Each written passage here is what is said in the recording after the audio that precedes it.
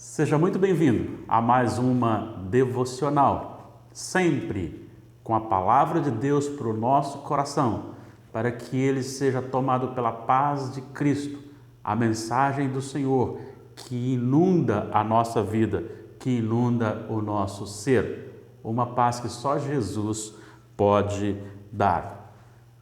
Você já pensou um pouquinho sobre a questão do sofrimento? Você já questionou com o Senhor por que você está sofrendo?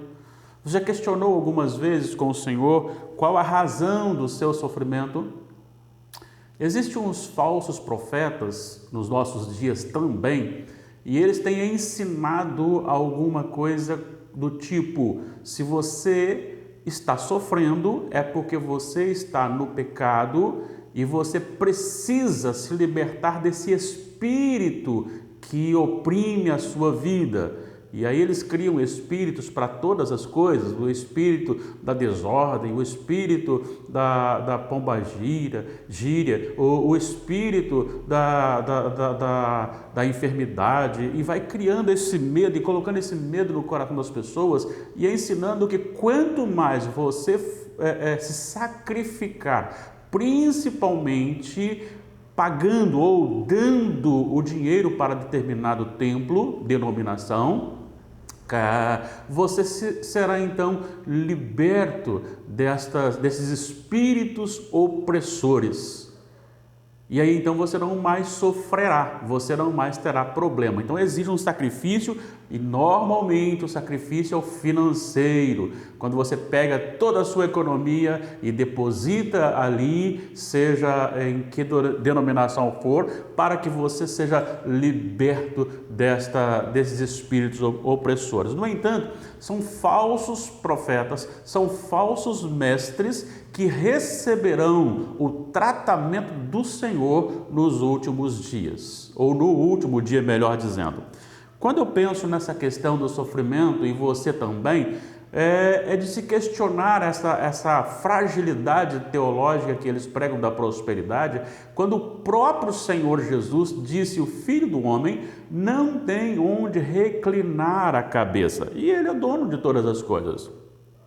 Mas eu quero ler para você aqui algo muito importante relacionado aos nossos queridos irmãos que viveram na presença de Deus no Antigo Testamento. Em Hebreus capítulo 11, a partir do versículo 35, a segunda parte, encontramos: alguns foram torturados, não aceitando o seu resgate para obterem superior ressurreição. Outros, por sua vez, passaram pela prova de escárnios e açoites, sim, até de algemas e prisões.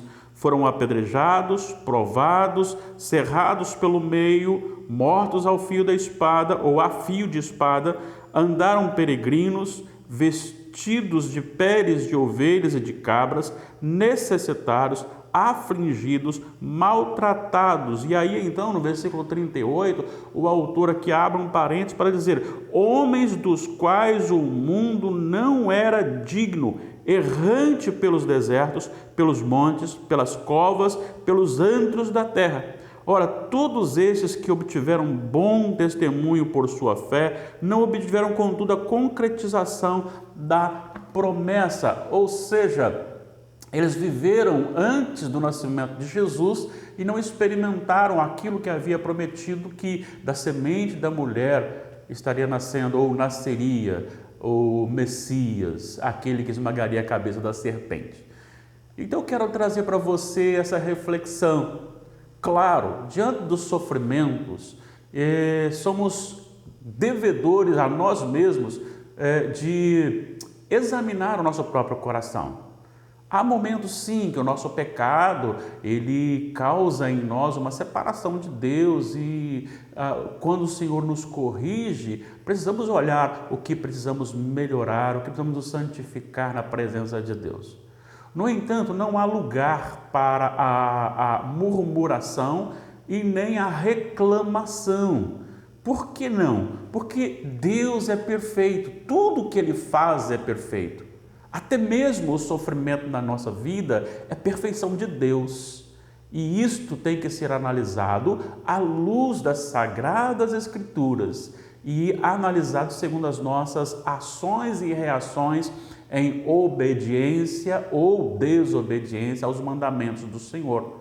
É necessário, então, esse análise do nosso coração, pedindo ao Senhor que nos sonde, para que nós possamos fazer uma análise à luz do Espírito Santo, que Ele nos ilumine, que nós possamos observar todo o sofrimento e saber se há alguma coisa em nós que precisa ser mudado, clamar ao Senhor por mudança. Mas é necessário também que entendamos que muitas vezes o sofrimento ele virá não pelo fato de um pecado específico, mas pelo pecado geral e por odiarem a Jesus Cristo. E é o caso desses homens citados aqui.